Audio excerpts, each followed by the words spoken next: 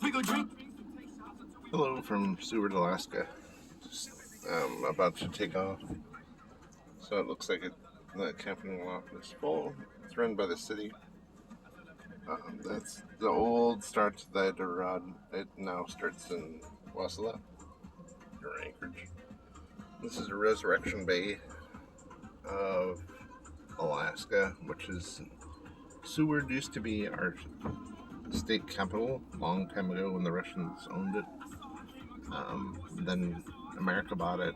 It was our state capital for a while, and then it became Juneau, and we became a state. We were a territory, and then became a state. So in 1959, that's when our capital switched to Juneau, but it used to be Seward here in Alaska. The native people are the Dene people, and people are, looks like they're coming back from fishing. I was fishing earlier. There's the boats, and there's the tour. I've been on the tour before, but I was trying to snag salmon, but didn't have any luck. My neighbor, guy next to me that was snagging fish, he got 2 pinks and 1 chum. So apparently the red salmon are stopped running here. So I'm listening to my iPhone, which my old truck says it's an iPod.